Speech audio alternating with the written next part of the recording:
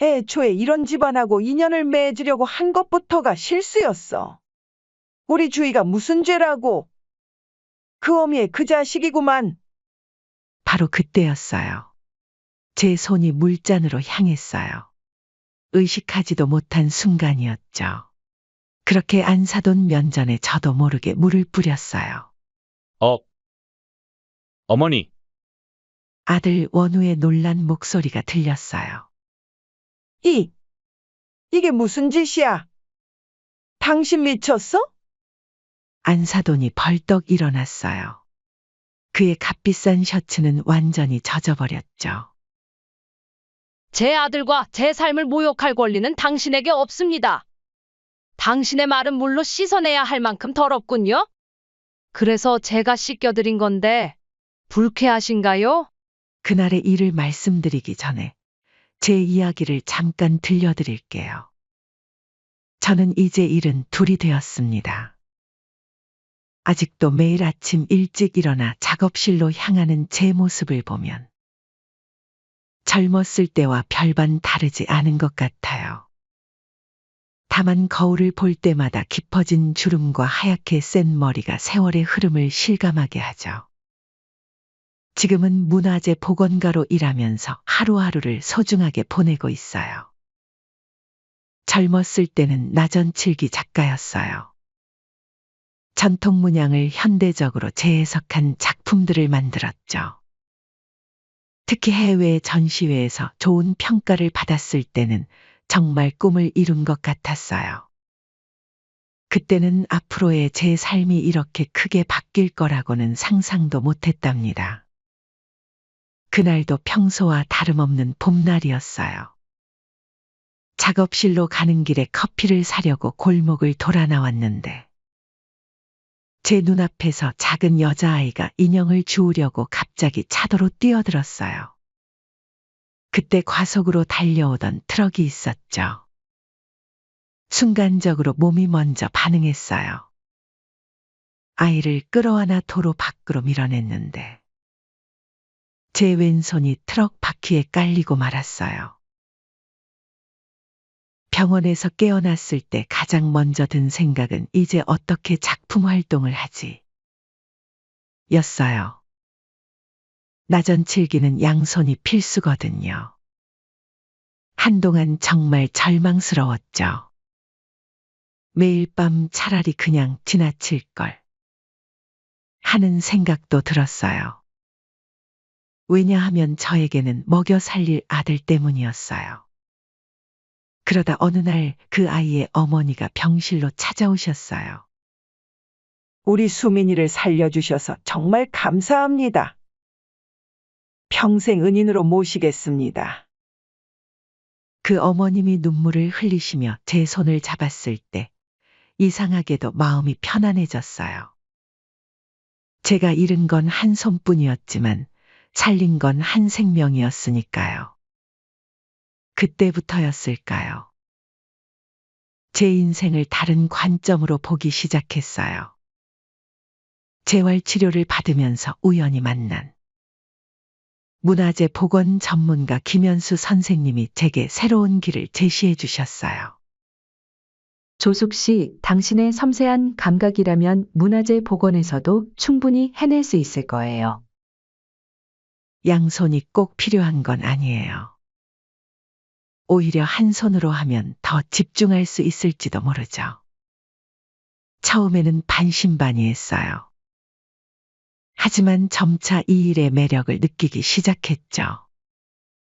부서진 것을 고치고 사라진 것을 되살리는 일. 마치 제 인생처럼요.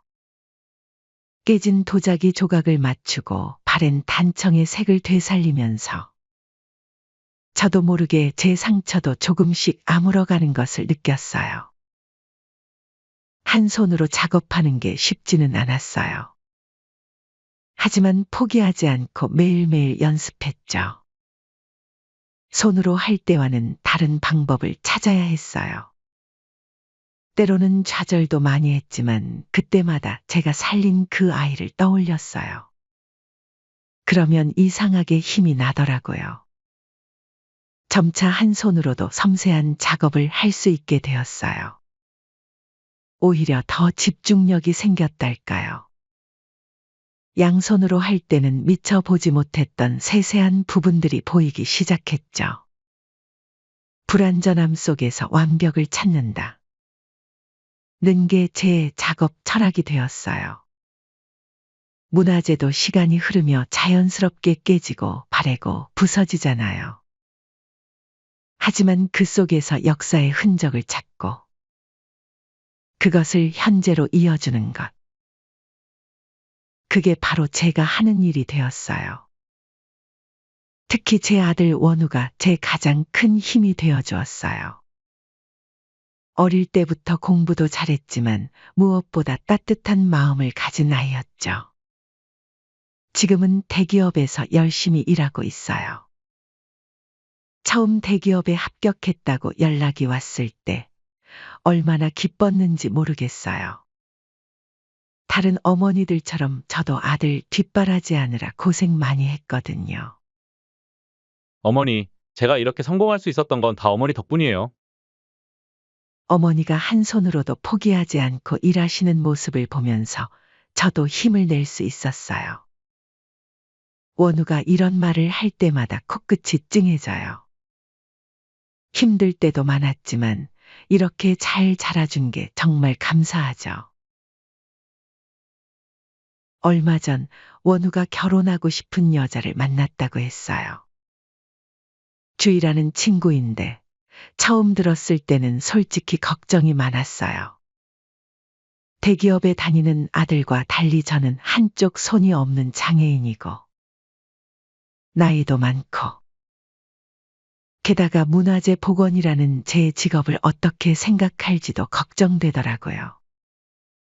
하지만 저는 우리의 역사와 문화를 지켜내는 일이라는 자부심이 있어요. 비록 한 손으로 하는 작업이지만 그 안에 담긴 정성만큼은 누구에게도 뒤지지 않는다고 자신있게 말씀드릴 수 있어요. 그래서 상견례 선물로 제가 직접 복원하고 만든 나전칠기 작품을 준비했어요. 전통 문양에 현대적인 감각을 더했죠. 한 달 넘게 매일 밤낮으로 작업했어요. 비록 한 손으로 만든 것이지만 거기에는 제 모든 정성과 예술혼을 담았답니다. 하지만 그날의 상견례가 어떻게 흘러갈지 그때는 정말 상상도 못했어요. 서울 강남의 고급 레스토랑. 35층에서 내려다 보이는 야경은 멋졌지만 마음은 무거웠어요. 호텔 로비에서부터 제 왼손을 향한 사람들의 시선이 따가웠거든요. 하지만 당당했어요.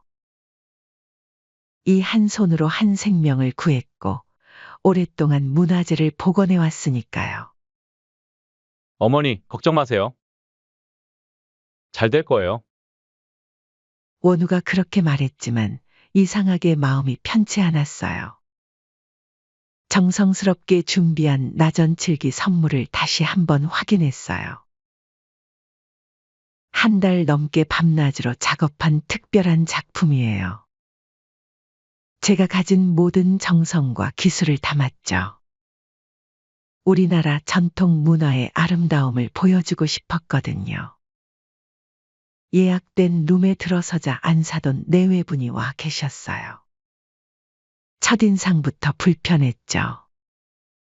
안사돈은 제 왼손을 보더니 눈살을 찌푸렸고 안사돈 사모님은 제 수수한 옷차림을 위아래로 훑어보셨어요. 처음 뵙겠습니다. 저는 원우 어머니입니다. 최대한 예의 바르게 인사를 건넸어요. 아, 그래요. 안사돈은 차가운 목소리로 짧게 대답했어요. 제가 준비한 선물을 건네자 대충 열어보더니 곧바로 구석에 내려놓았죠. 요즘엔 이런 건 잘 안 쓰죠. 장식용으로나 괜찮겠네요. 우리 집은 인테리어가 모던해서 마치 제 한 달의 정성이 쓰레기처럼 취급받는 것 같았어요. 하지만 참았죠. 진짜 가치는 시간이 걸려야 만들어지는 법입니다. 한순간의 유행은 영원하지 않죠. 어머, 그래도 요즘 애들은 명품을 좋아하잖아요. 우리 주위도 백화점 VIP라. 안사돈 사모님의 말에 주희가 얼굴을 붉혔어요. 식사가 시작되고 대화는 점점 더 불편해져 갔어요. 안사돈은 음식을 먹으면서도 제 왼손을 계속 힐끗거렸고 젓가락질이 불편한 저를 보며 못마땅한 표정을 지었죠. 문화재 복원이요. 취미로 하시는 거죠? 안사돈이 비아냥거리듯 물었어요. 아니요, 수십 년간 해온 제 직업입니다. 아이고, 그래도 그런 걸로 어떻게 살아요? 우리 주희가 호텔 라운지도 자주 가는데 시어머니랑 같이 가기는 좀. 원우가 참지 못하고 끼어들었어요. 어머니는 국가 지정 문화재도 복원하신 적 있는 전문가입니다. 에이, 그래봤자 얼마나 벌겠어요. 저는 그게 걱정이 된다는 거죠. 안사돈 사모님이 한숨을 쉬더니 제 낡은 가방을 쳐다보며 말했어요. 결혼은 현실입니다. 시어머니가 좀 있어 보여야. 우리 딸이 친구들 모임에서도 위축되지 않을 텐데. 안사돈의 말에 원우의 얼굴이 굳어졌어요. 돈은 쓸 만큼 있으면 충분한 법이죠. 제 아들은 스스로의 힘으로 살아갈 만큼 훌륭하게 자랐습니다. 제가 참으며 대답했어요. 아니, 그게 아니라. 보기가 좀 그렇잖아요. 손도 그렇고. 우리 주위 친구들이 시어머니 보면 뭐라고 하겠어요? 다들 사업가나 교수님, 사모님인데. 그때 안사돈이 와인을 한 잔 더 마시더니 한술 더 뜨더군요. 솔직히 말씀드리죠. 사람이 양손이 멀쩡해도 자식들에게 제대로 된 도움을 주기 힘든 게 현실이지 않습니까? 아무래도 이런 결혼은 우리 쪽에서 손해가 클 수밖에 없지 않겠어요. 아드님이 아무리 괜찮은 회사 다닌다 해서 그렇다 치지만 시어머니가 이러시면 그 순간 원우가 자리에서 벌떡 일어났어요. 조금 무례하시네요. 우리 어머니는 한 손으로 사람을 구한 영웅이지만 양손이 멀쩡히 있는 당신들은 어떤 사람인가요? 돈으로 사람을 판단하기 전에 진짜 가치를 볼 줄 아는 법부터 배우십시오. 루만이 순식간에 얼어붙었어요. 예비 며느리 주인은 눈물을 글썽이며 고개를 숙였고 사돈 내외는 놀란 표정이었죠. 72년을 살면서 이렇게 모욕적인 대우는 처음이었어요. 그동안 장애 때문에 힘들었던 순간도 많았지만 이렇게까지 인격을 무시당한 적은 없었죠. 안사돈의 모욕적인 말이 루만에 무겁게 울렸어요. 그 순간만큼은 숨이 막힐 것 같았죠. 에이, 역시 어머니가 그러니 아들도 이런 식이군요. 잘 배웠어요. 그 환경에서 자란 사람에게 뭘 기대했나 싶네요. 안사돈의 말에는 깊은 경멸이 담겨 있었어요. 그분의 눈빛은 저희를 완전히 업신여기고 있었죠. 원우는 주먹을 꽉 쥐고 있었어요. 아들의 손등에 핏줄이 돋아나는 게 보였죠.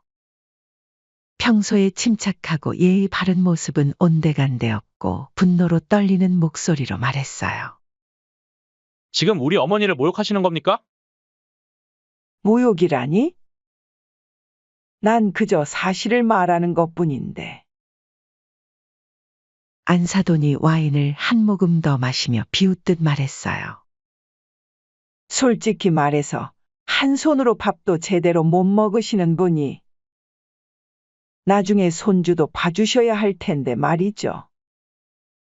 우리 주희가 얼마나 고생할지. 아이고, 생각만 해도 걱정되네요. 수십 년간 이겨왔던 시선인데 이상하게도 그날은 유독 참기 힘들었어요. 당장 사과하십시오. 원우의 목소리가 떨려왔어요. 사과? 내가 뭘 잘못 말했다고. 너희같이 한심한 집안하고는. 안사돈의 말은 점점 더 모욕적으로 변해갔어요. 애초에 이런 집안하고 인연을 맺으려고 한 것부터가 실수였어. 우리 주희가 무슨 죄라고. 그 어미의 그 자식이구만. 바로 그때였어요. 제 손이 물잔으로 향했어요. 의식하지도 못한 순간이었죠. 그렇게 안사돈 면전에 물을 뿌렸죠. 어머니, 원우의 놀란 목소리가 들렸어요. 이게 무슨 짓이야? 안사돈이 벌떡 일어났어요. 그의 값비싼 셔츠는 완전히 젖어버렸죠. 저는 천천히 자리에서 일어났어요. 이상하게도 제 마음은 아주 평온했답니다. 제 아들과 제 삶을 모욕할 권리는 당신에게 없습니다. 당신의 말은 물로 씻어내야 할 만큼 더럽군요.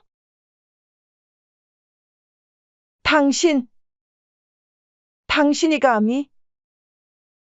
이래서 못 배워먹은 불구자들과는 상종도 하면 안 된다니까. 안사돈의 얼굴이 순식간에 붉게 변했어요. 그 순간 원우가 안사돈 앞으로 성큼 다가섰어요. 방금 우리 어머니를 뭐라고 하셨습니까? 불구자라고 했어. 왜?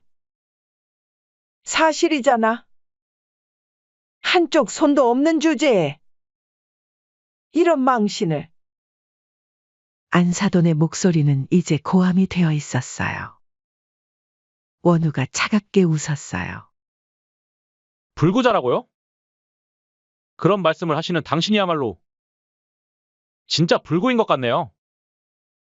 마음이 불구가 된 사람? 돈밖에 모르는 천박한 영혼을 가진 사람?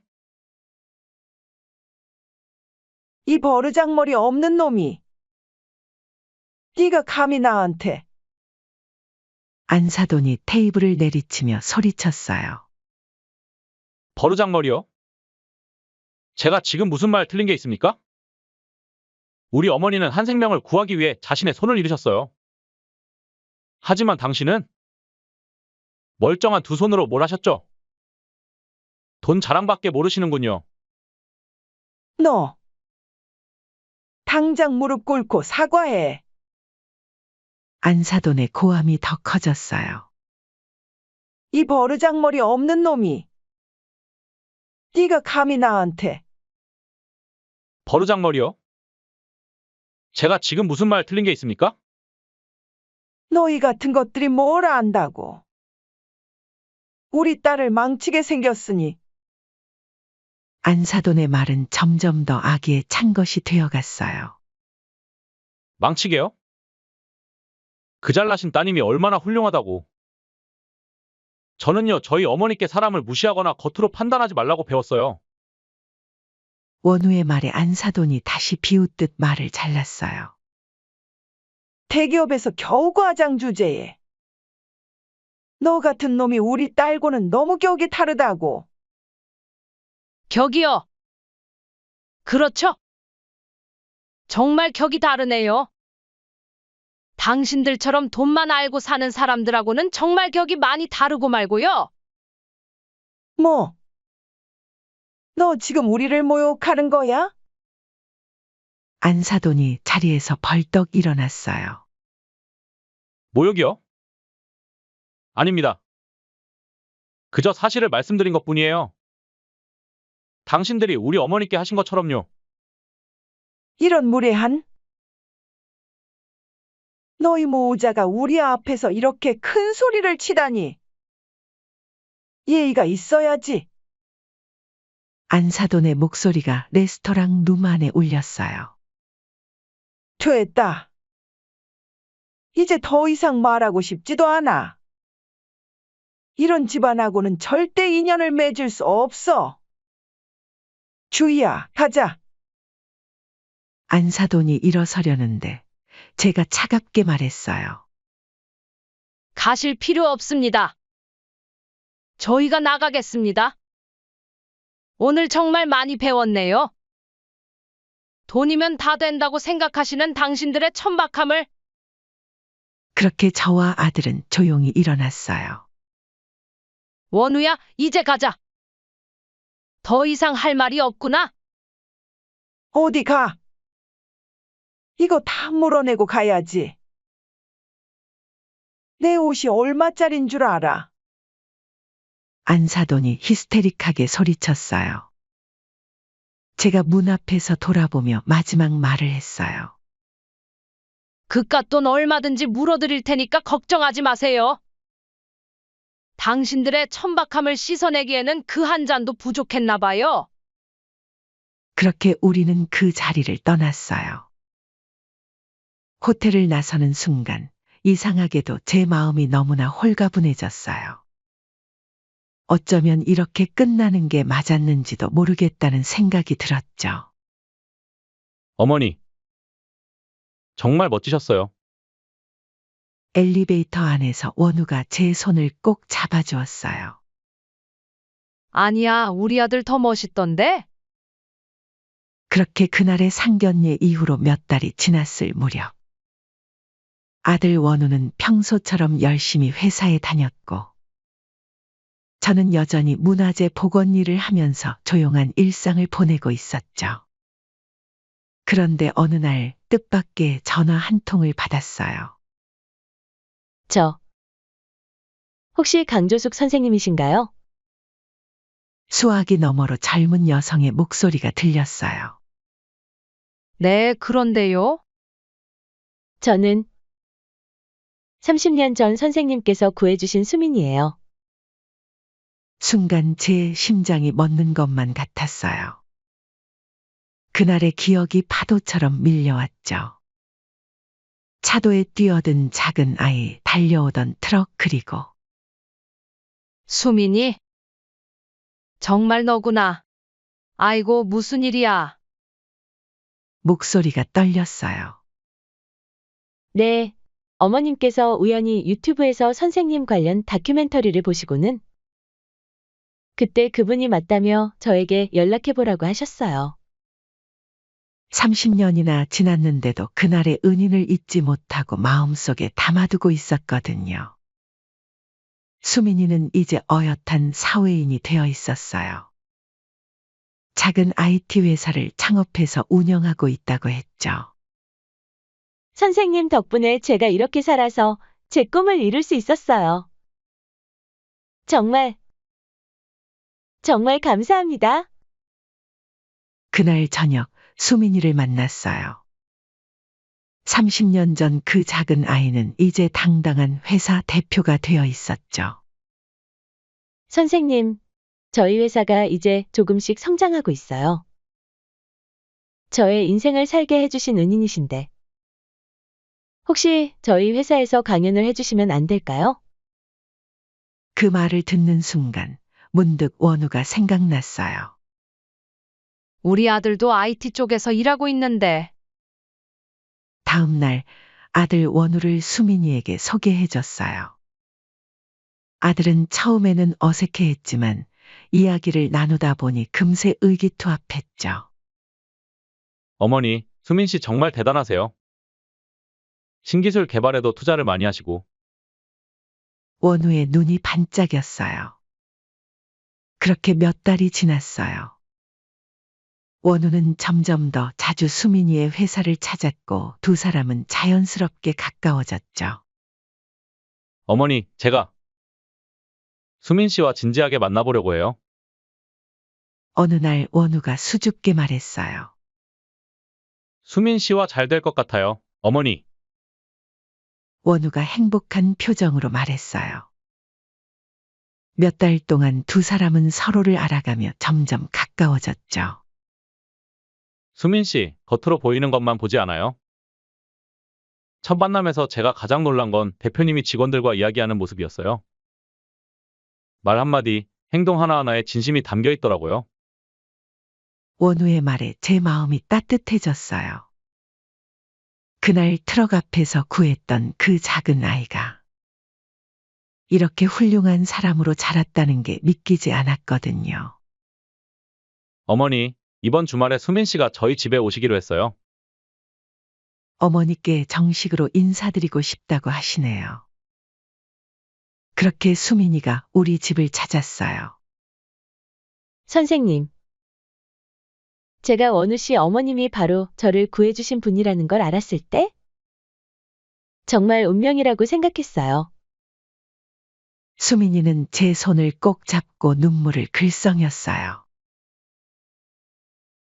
그동안 제가 이렇게 살아온 게, 이렇게 성공할 수 있었던 게 다 선생님 덕분이에요. 그날 선생님께서 저를 위해 희생하신 덕분에 수민아, 이제 그런 이야기는 하지 말자. 넌 내 노력으로 여기까지 온 거야. 제가 말했지만 수민이는 고개를 저었어요. 아니에요. 선생님이 아니었다면 저는 이 자리에 없었을 거예요. 제가 원우 씨와 좋은 인연을 이어가고 싶어요. 허락해 주실 수 있으신가요? 그날 저녁 우리 셋은 오랫동안 이야기를 나눴어요. 수민이는 자신의 회사 이야기를 열정적으로 들려주었고 원우는 그런 수민이를 자랑스럽게 바라보았죠. 어머니, 이제 제 마음을 확실히 알겠어요. 그날 밤 수민이가 돌아간 후 원우가 말했어요. 수민 씨는 돈이나 지위가 아닌 진정한 가치를 아는 분이에요. 제가 그동안 어머니께 배워온 것들을 수민 씨도 같은 방식으로 실천하고 계시더라고요. 원우의 눈빛이 달라져 있었어요. 전에 주위를 만날 때와는 전혀 다른 깊이가 느껴졌죠. 원우야, 제가 뭐라고 말하려는데 원우가 먼저 말을 이었어요. 어머니, 이번에는 정말 진심이에요. 수민 씨와 함께라면 제가 더 나은 사람이 될 수 있을 것 같아요. 그리고 어머니께서도 분명 행복하실 거예요. 그 말을 듣는 순간 제 눈시울이 뜨거워졌어요. 그날의 선택이, 그날의 희생이 이렇게 아름다운 인연으로 돌아올 줄은 몰랐으니까요. 그래. 나도 그렇게 생각한다. 수민이는 정말 좋은 아이야. 그렇게 우리의 새로운 이야기가 시작되었어요. 하지만 우리가 이런 행복한 시간을 보내고 있을 때 예상치 못한 소식이 들려왔답니다. 어느 날 오후 갑자기 걸려온 전화 한 통. 발신자 확인을 해보니 전 사돈 번호였어요. 여보세요. 제 목소리가 조심스러워졌어요. 조숙 씨.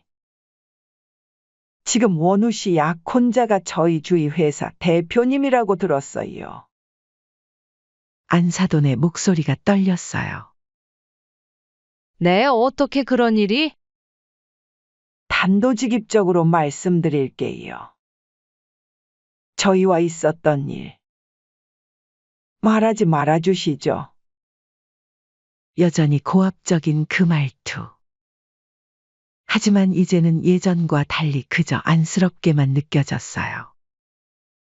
걱정 마세요.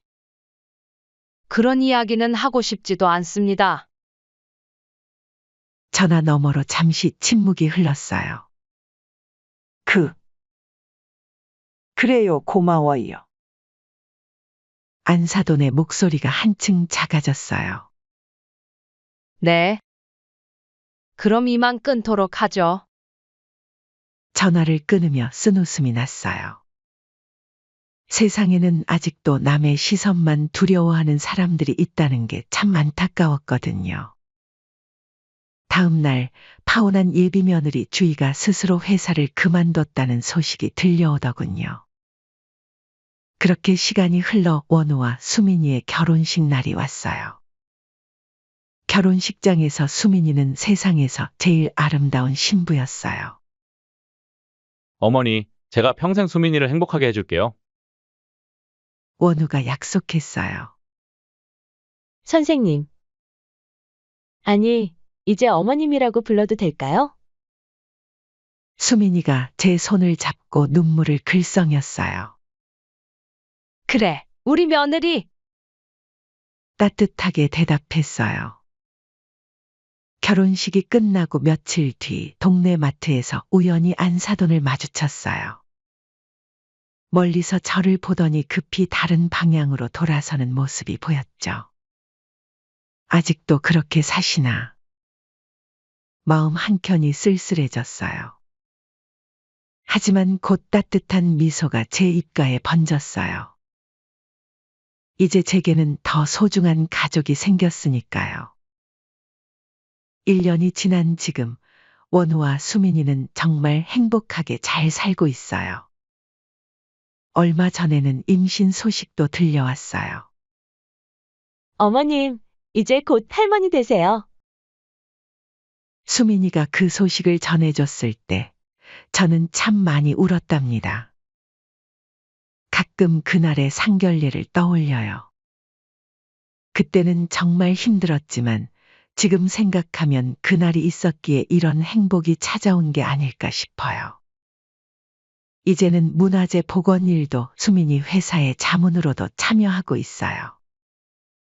젊은 직원들에게 우리 문화재의 소중함을 가르쳐주는 재미가 쏠쏠하답니다. 어머님, 이번 주말에 저희 집에서 식사하실래요? 수민이가 자주 이렇게 연락을 해와요.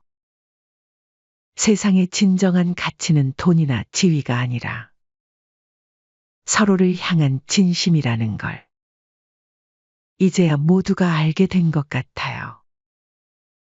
그리고 저는 매일 감사하답니다.